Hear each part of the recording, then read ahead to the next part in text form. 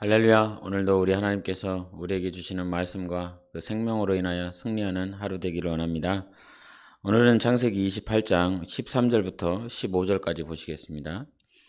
창세기 28장 13절부터 15절까지입니다. 같이 합독하십니다. 시작. 또 본즉 여호와께서 그 위에 서서 이르시되 나는 여호와니 너의 조부 아브라함의 하나님이요 이삭의 하나님이라. 네가 누워 있는 땅을 내가 너와 네 자손에게 주리니 네 자손이 땅의 티끌같이 되어 네가 서쪽과 동쪽과 북쪽과 남쪽으로 퍼져나갈지며 땅의 모든 족속이 너와 네 자손으로 말미암아 복을 받으리라. 내가 너와 함께 있어 네가 어디로 가든지 너를 지키며 너를 이끌어 이 땅으로 돌아오게 할지라. 내가 내게 허락한 것을 다 이루기까지 너를 떠나지 아니하리라 하신지라. 아멘. 이 창세기 28장은 이제 야곱이 에서의 죽이려고 하는 그 살기 등등한 모습을 뒤로 하고 살기 위하여 도망가고 있는 장면 가운데 우리가 지금 말씀을 보았습니다. 그래서 가는 중간에 베델이라고 하는 곳에 결국은 이르게 되는데 그 베델에서 꿈을 꾸게 됩니다. 그 꿈을 꿀 때에 꿈에 사닥다리가 땅 위에 서 있고 그 꼭대기가 하늘에 닿았다 그러며 하나님의 사자들이 위에서 오르락 내리락 하는 것을 보게 됩니다. 그때 하나님께서 야곱에게 오늘 하시는 말씀을 우리가 보았는데 여기서 우리가 주목해야 될 말씀이 있습니다. 하나님은 자기 자신을 어떻게 소개하고 있냐면 나는 여호와다. 그리고 너의 조부 아브라함의 하나님이요 이삭의 하나님이라. 여기서 끝납니다. 이것이 중요하다는 것입니다. 너의 조부 아브라함의 하나님이요 또 이삭의 하나님이라 라고 여기서 끝납니다. 우리가 알고 있는 것처럼 하나님은 아브라함과 이삭과 야곱의 하나님입니다. 그러나 이 창세기 28장에 이르러서도 역시 하나님은 자기 자신을 소개하실 때 야곱은 빼놓고 계십니다. 축복권도 누렸고 장자권도 가지고 있고 또 창세기 25장을 통해서 하나님께서 큰 자가 작은 자를 섬기리라라고 하는 그 작은 자의 주인공인 야곱이지만 여전히 하나님은 나는 아직 너의 하나님이 아니야 이렇게 말씀하시는 거죠. 왜 그럴까? 왜 그렇게 말씀을 하실까? 믿음이라고 하는 건 여전히 하나님께서 인정하실 때까지 우리 삶 가운데 내가 정말 하나님을 말로만 믿고 말로만 따르는 그런 자인가? 아니면 진짜 하나님이 나의 하나님이 되었는가? 하나님 왜 모르시겠습니까?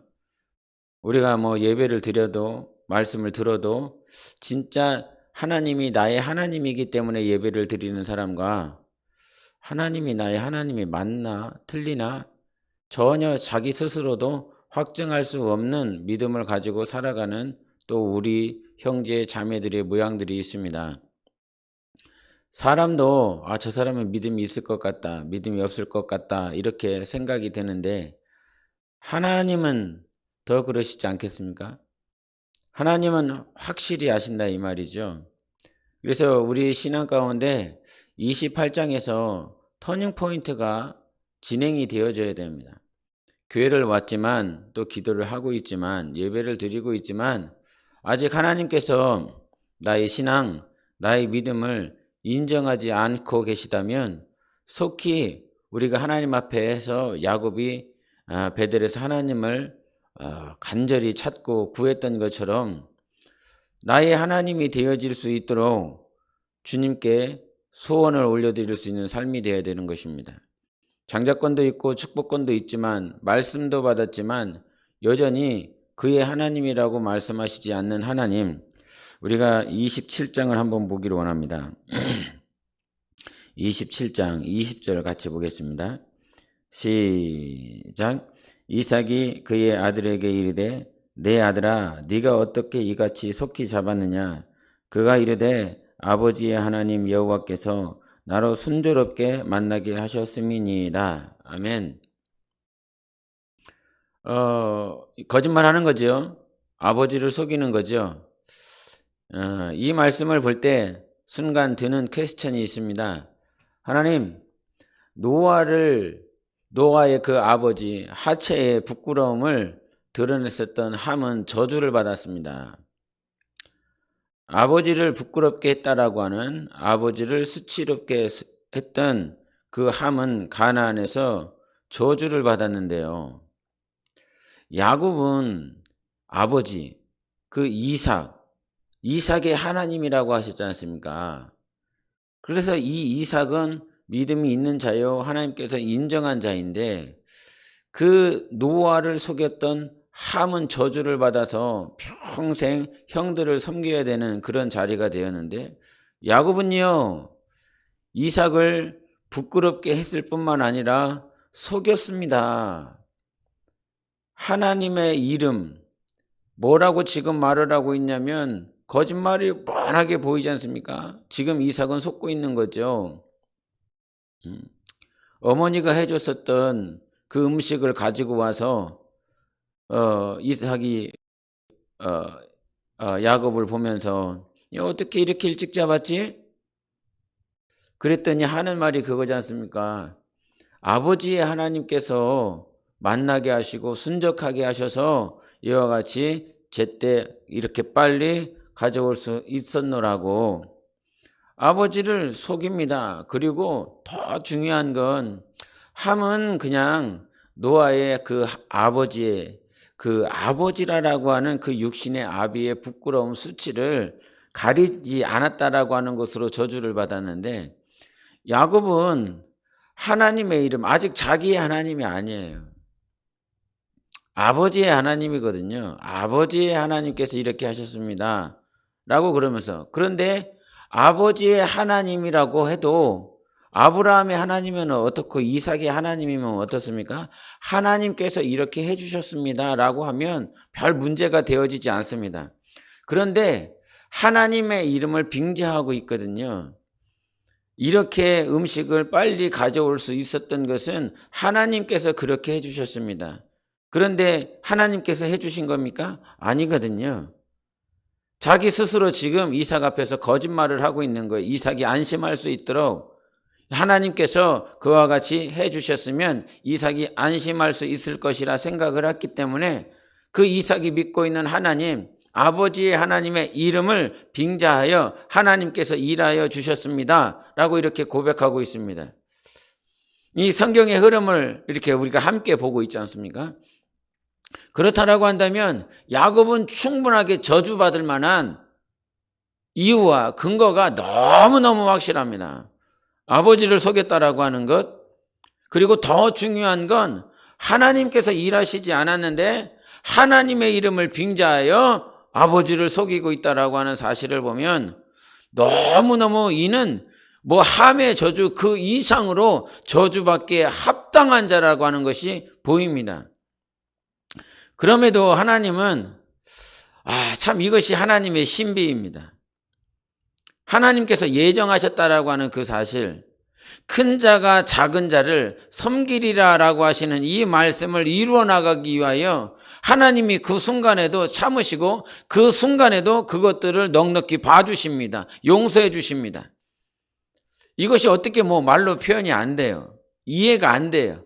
그냥 논리적으로 이전까지 해왔었던 하나님의 어떤 역사라고 그런다면 이는 철저하게 저주받아야 되지만 그러지 않고 하나님께서 그것을 눈 감아주고 계시고 있다라고 하는 사실이죠. 이거는 어떤 것으로 이렇게 이해시킬 수 있는 것이 아니에요. 이해가 되어지지 않아요. 예정하신 거예요. 가룟 유다를 12제자로 부르시고 난 다음에 한 사람은, 한 제자는 마귀에게 속아서 예수를 팔아야 된다.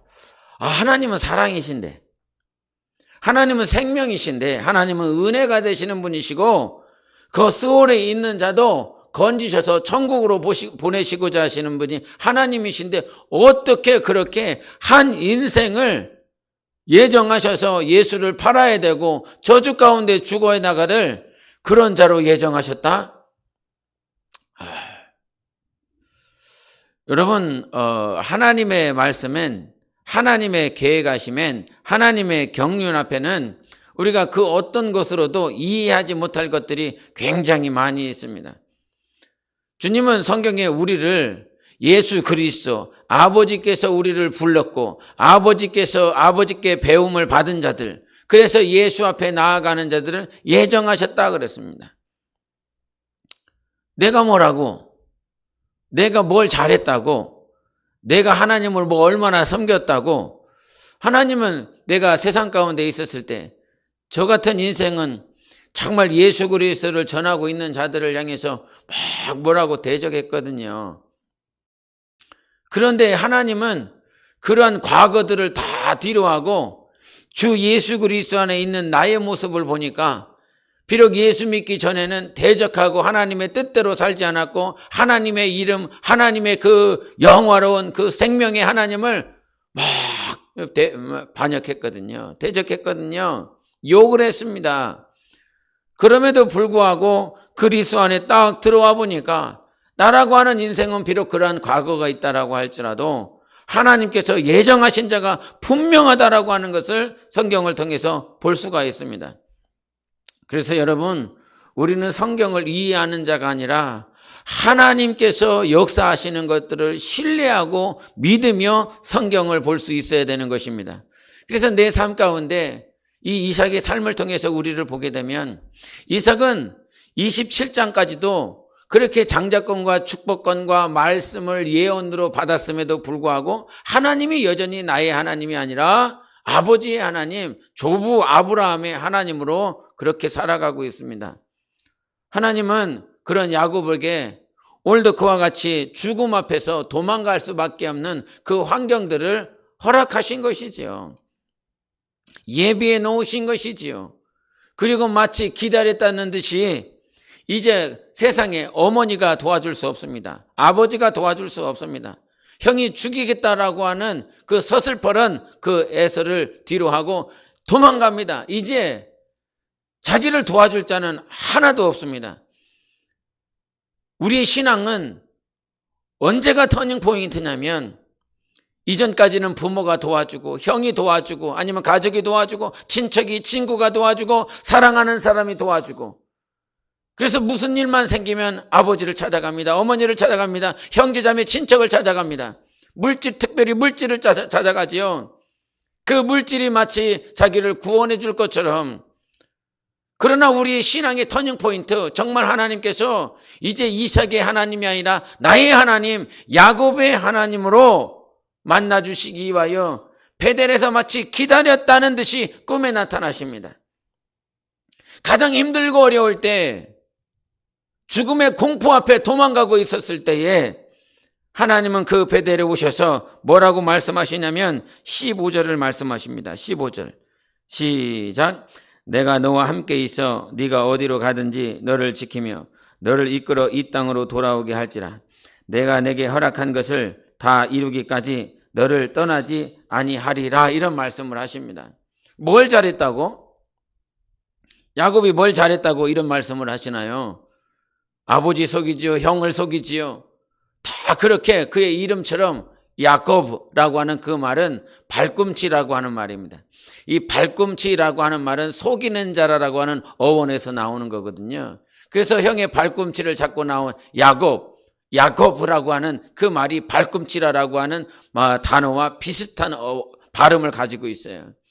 그래서 야곱이라고 하는 말을 들을 때 사람들이 생각하는 것은 저는 발꿈치를 잡은 자, 이 발꿈치는 속이는 자라고 하는 뜻을 또 갖고 있다 이 말이죠.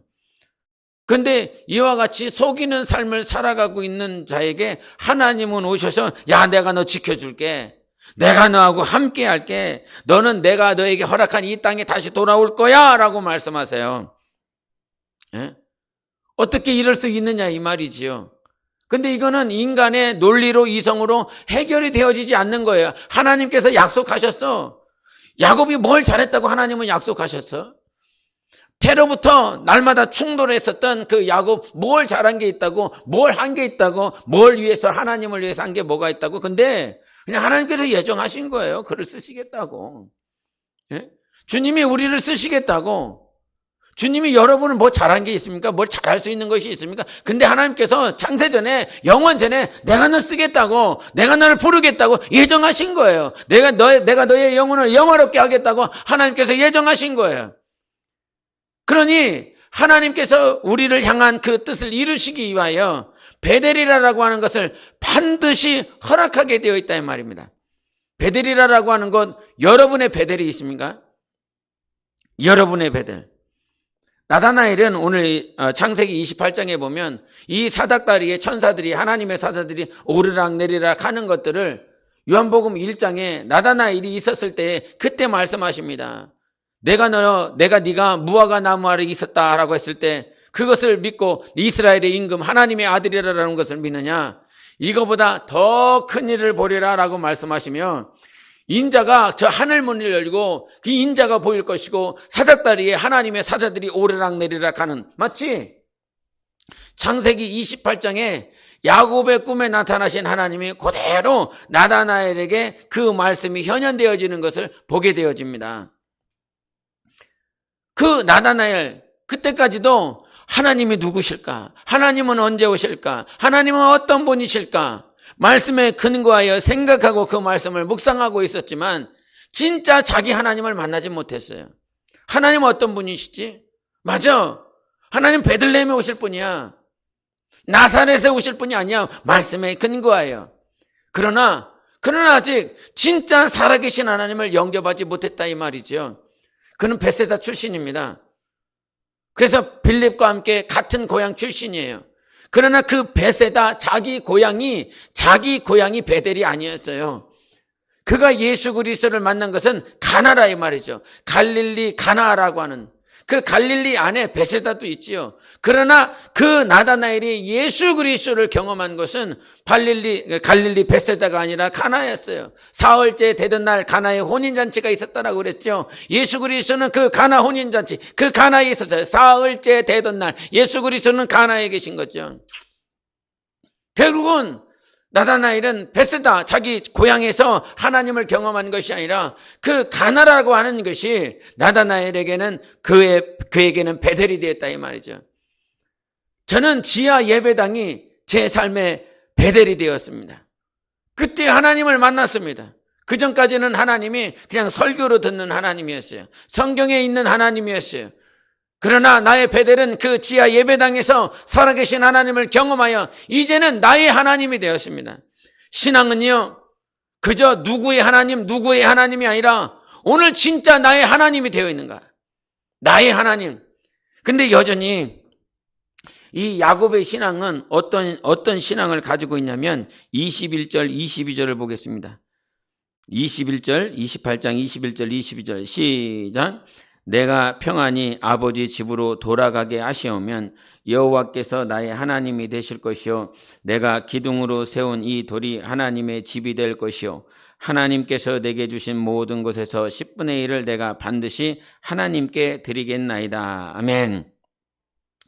아까 15절을 봐서 알겠지만 하나님은 뭐라고 말씀하십니까? 내가 너 지킬 거야. 네가 어디로 가든지 너를 이끌어 이 땅으로 돌아오게 할 거야. 그리고 내가 너를 영원히 떠나지 아니할 거야. 이미 하나님 말씀하셨어요.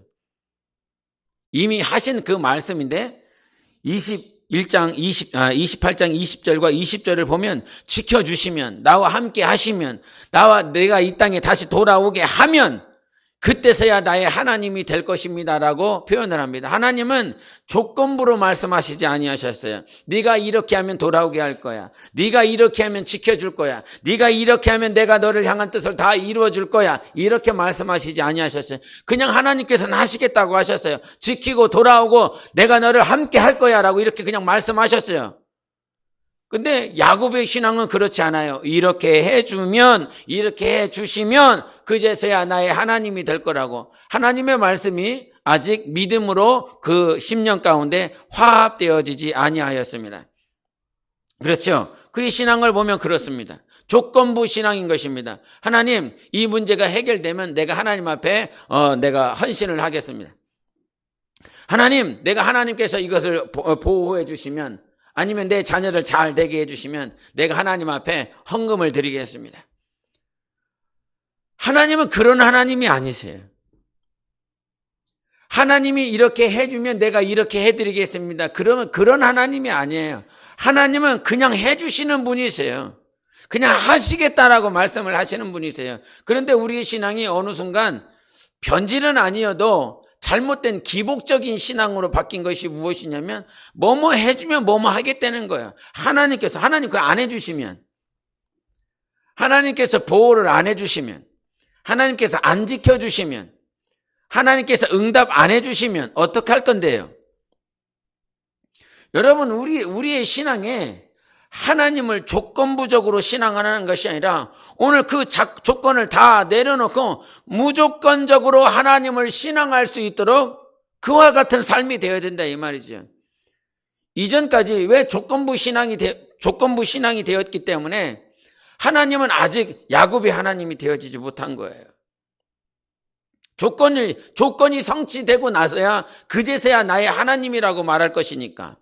조건이 성취가 안 되면 여전히 야곱은 나의 하나님이라고 말하지 않을 것이라 이 말이에요. 여러분, 도마의 모습을 보십니까? 만져보고 난 다음에, 내가 예수님을 만나보고 난 다음에 그제서야 하나님을 믿을 거라고. 그런데 하나님은요, 그냥 조건부적인 신앙으로 그렇게 남겨두지 않고 친히 찾아오셔서 그 조건을 다 없애십니다. 정말 살아계신 하나님이 정말 맞구나, 저분이 예수 그리스도구나. 우리는 조건부적인 신앙을 가지고 있지만 하나님은 그를 불쌍히 여겨주셔서 이젠 그 조건 다 삭제하고 무조건적으로 하나님을 사랑할 수 있는 자로 성장시켜주시고 그를 만나주시는 하나님이시라 이 말이죠. 그래서 이 베델이 필요한 것이고, 그래서 하란 땅에 가야 되는 것이 필요하고, 그래서 20년이라고 하는 그 시간 동안 삭시 10번 이상 바뀌는 그런 속임을 받는, 과거는 자기가 속였지만 이제는 그 20년의 시간들을 통해서 라반에게 외삼촌에게 자꾸 사기를 당하죠. 속는 거죠. 속이는 삶을 살아가는 거죠. 야복강에 이르러서 정말 하나님과 씨름하여 이겨야 되는 그런 삶을 허락하시는 거죠. 왜 그러한 시간이 필요하냐면 나의 하나님이 되고 싶으신 거예요. 하나님은 우리의 하나님이 되고 싶으신 것입니다. 그래서 그 조건이 이제 그 조건을 다 뒤로 하고 무조건적으로 결국은 도마가 살아계신 예수 그리스도를 영접하고 성령을 모셔드리고, 그래서 인도 크리스찬들은 항상 고백하는 것이 이 인도 땅에 복음을 전해줬었던 도마 얘기를 합니다. 그렇게 의심 많았고 그렇게 하나님을 조건부적으로 믿어보겠다라고 했었던 도마가 성령으로 변화되어서 하나님을 직접 만나니까 이제 아무도 가지 않았었던 그 인도 땅을 향하여 복음을 전하고 거기서 순교하게 되더라 이 말이지요. 여러분, 신앙은요, 이제 누구의 하나님이 아니라 정말 나의 하나님이 맞는가. 어렸을 때는 엄마 손잡고 아빠 손잡고 아니면 누구 손을 잡고 이렇게 와서 그냥 같이 앉아 있는 거죠. 하나님이 누구인지 모르죠. 저희 자녀들을 생각할 때도 저 녀석들이 봉사하고 또 하나님 앞에 사용받는 모양이 있지만 정말 목사의 하나님 때문에 지금 봉사하고 있는 것인가, 아니면 자기 하나님이기 때문에, 나의 하나님이기 때문에 오늘도 봉사하며 이 자리에서 하나님을 예배하고 있는가 가끔 생각해 볼 때가 있습니다. 여러분, 우리의 신앙이 진짜 바뀌어져야 돼요. 우리의 신앙이 항상 변화되어져야 됩니다. 그래서 그 변화되어질 수 있도록 하나님께서 환경을 허락해 주셨다는 사실을 신뢰해야 돼요. 베델로 이끄신 하나님을 정말 믿어야 되는 것입니다. 그런데 이 베델로 이끄셔서 살아계신 하나님을 경험하고 하란으로 이끌으셔서 하나님을 더 신실하게 믿을 수밖에 없는 환경으로 인도하신 그 하나님이 안 보이면 어떡하겠다는 거예요. 자기 뜻대로 자기 감정대로 살아가는 자들은 반드시 결과를 맞이하게 되어 있어요. 우리 한번 27장 38절을 보겠습니다. 27장 38절 다 같이 보십니다. 시작. 에서가 아버지에게 이르되 내 아버지여, 아버지가 빌 복이 이 하나뿐이리까 내 아버지여 내게 축복하소서, 내게도 그리하소서 하고 소리를 높여 우니, 이렇게 말씀하십니다. 에서의 모양이 우리의 모양 되지 않기를 원합니다. 장자권 빼앗기고 그 축복권까지 빼앗겼습니다. 그리고 나서 이제는 축복을 받을 수 있는 것이 하나도 없습니다. 하나님이 주신 그 장자권을 가벼이 여겨서 그 팥죽 한 그릇에 팔아넘겼었던 그 에서는 이제 소리 높여 울어야 되는 것이라 이 말이죠. 자기가 실수한 것, 자기가 먹고 사는 그 문제를 하나님이 주신 그 장자권을 팔아넘김에 인해서 먹고 살겠다고 하나님께서 공급자인 것을 알지 못하면, 하나님께서 먹고 마시고 필요한 모든 것들을 공급해 주시는 하나님이시라는 사실을 신뢰하지 아니하면 하나님이 주신 그 축복 장자권을 가벼이 여기고 팔아넘기고 결국은 그 팔아넘긴 것에 의하여 소리 높여 울어야 되는, 울어도 축복을 받을 수 없는, 울어도 그 어떤 것도 해결되지 않는 문제 앞에 직면하게 된다라고 하는 사실입니다. 오늘 내가 선택하고 오늘 내가 결정한 것이 내가 소리를 높여 기뻐하게 되는 삶이 될 것이냐, 아니면 소리를 높여 슬피 울며 통곡하게 될 것이냐, 오늘의 선택이, 오늘의 결정이 그러한 나의 미래, 나의 삶, 이 땅의 7, 80년을 결정할 뿐만 아니라 영원한 것을 결정하는 것입니다. 오늘의 선택이요, 오늘의 결정이요. 그래서 먹고 마시는 것을 위해서 결정하는 것이 아니라 내 영혼을 위해서 결정하라. 모르십니까? 아십니까? 아시지요? 육신을 위해서 결정해야 되는 것이 아니라 내 영혼을 위한 것이 무엇이냐라고 하는 것을, 그것 가지고 선택하고 결정해야 된다고 하는 사실을 우리는 너무나 잘 알 것입니다. 그러나 그것이 여러분 삶에 직면했을 때 잘 되고 계십니까? 마땅히 그렇게 돼야 될 것처럼 생각하고 마땅히 그렇게 선택하고 그렇게 결정하고 계십니까? 아니면 오늘도 조건부적으로 하나님 이렇게 해주시면, 안 해주시면 어떡할 건데? 하나님은 살아계십니다. 여러분, 사라에게 생육할 수 없는 경수가 끊어졌습니다. 자기 와이프를 위해서 기도하지 않았겠습니까? 아브라함이 당연히 기도했겠지요. 근데 놀라운 측면들이 있습니다. 아브라함이 자기 와이프를 누이라 하여 아비멜렉을 속입니다.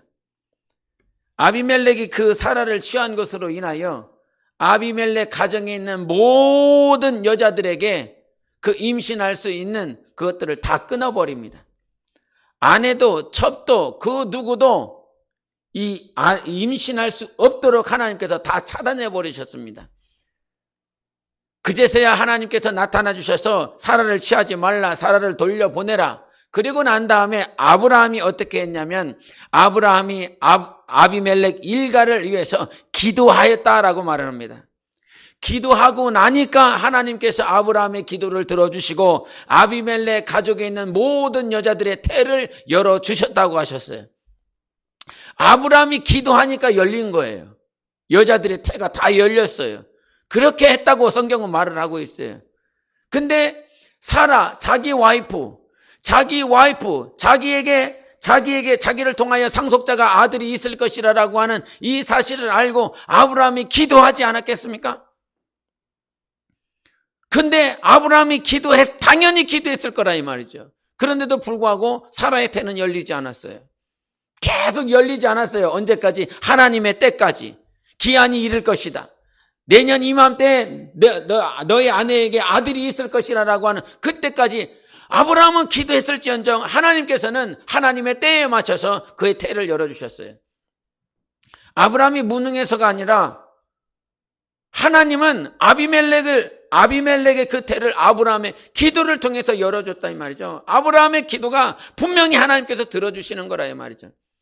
하나님이 없어서가 아니라 기도를 들어주실 때도, 하나님이 응답하실 때도 그것이 하나님의 응답이고요. 아브라함이 기도했음에도 불구하고 응답이 없었어.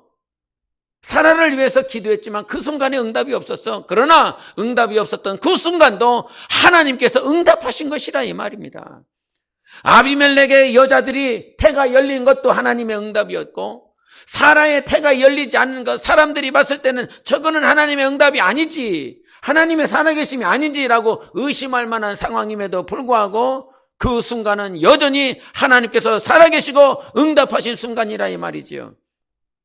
여러분, 응답이 있든 없든 조건부의 신앙이 아니라 오늘도 하나님은 살아계시기 때문에 무조건적인 신앙이 우리 안에서 충만해져야 됩니다. 사드락과 메삭과 아벳느고가 하나님 앞에 고백합니다. 그리 아니하실지라도 나는 저 우상에게 절할 수 없다라고 말을 했습니다. 그리 아니하실지라도 하나님은 보호해 주시는 분이야. 하나님은 우리와 함께 계시는 분이야. 그리 아니하실지라도 인간이 봤을 때 그러한 응답이 없다 할지라도 우상에게 절할 수 없다. 즉 하나님의 살아계심 앞에서 살겠다라고 그들이 고백하는 것입니다. 여러분, 베델에서 하나님을 만난 것은 참으로 축복입니다. 그 축복, 이제 아버지의 하나님이 아니라 나의 하나님이 되기를 예수 이름으로 축원합니다. 그리고 우리의 신앙이 여전히 조건부적인 신앙, 내 눈에 봤을 때, 내 삶에 봤을 때 이것이 응답되면 하나님의 응답이고 이것이 응답되지 않았으면 이것은 하나님께서 나에게 축복하지 않은 것이라고 하는 자기 판단, 자기 생각으로 인하여 하나님을 조건부적으로 신뢰하고 따라가는 그 믿음이 우리는 더 성장하고 성숙하여 무조건적인 하나님을 사랑과 하나님의 신뢰로 나아갈 수 있는 여러분 되기를 예수 이름으로 축원합니다. 그러나 그러한 노력, 그러한 소원, 그러한 갈망이 나의 열심과 나의 수고로 이루어지는 것이 아니라 하나님의 섭리 가운데 이루어진다는 사실을 다시 한번 신뢰하고 그렇게 하나님을 찬양하는 여러분 되십시오. 오늘도 하나님께서 우리를 만들어 가십니다. 그 어떤 상황 가운데서도 하나님은 맞습니다. 하나님은 살아계십니다. 하나님은 함께 하십니다라고 고백할 수 있는 나의 하나님으로 이끄실 우리 하나님을 찬양하며 우리 함께 기도하기를 원합니다. 오늘도 하나님, 나를 베델에서 나의 하나님이 되게 하여 주시고 이제 조건부적인 신앙이 아니라 무조건적인 신앙으로 나를 이끌어 주셔서 오늘도 하나님은 살아계신다고, 하나님은 나와 함께 하신다고 고백할 수 있는 우리로 인도해 주시는 하나님 앞에 우리 함께 예수 외치고 기도하겠습니다. 예수여, 오늘도 살아계신 하나님 찬양합니다. 오늘도 우리 하나님께서 우리의 영혼을 축복해 주시니 감사합니다. 나의 하나님은 베델의 하나님이십니다. 내 삶 가운데 7, 80년 사는 생애 동안 우리 하나님께서 베델의 하나님으로 내 영혼을 만나 주시니 감사합니다. 조건부적인 신앙을 탈피하고 이제 주 예수 그리스도만을 신뢰하며 살아가는 거룩하고 복된 자들이 되게 하여 주시옵소서. 우리 하나님 오늘도 역사하시니 감사합니다. 오늘도 함께 하시니 감사합니다. 오늘도 함께 지켜주시고 보호해 주시니 감사합니다. 하나님의 뜻 가운데 내 영혼 거하게 하시니 감사합니다. 오늘도 감사가 우리 가운데 승리가 되게 하여 주시고 넉넉히 승리하며 감사할 수 있는 우리 모두 되게 하여 주시옵소서.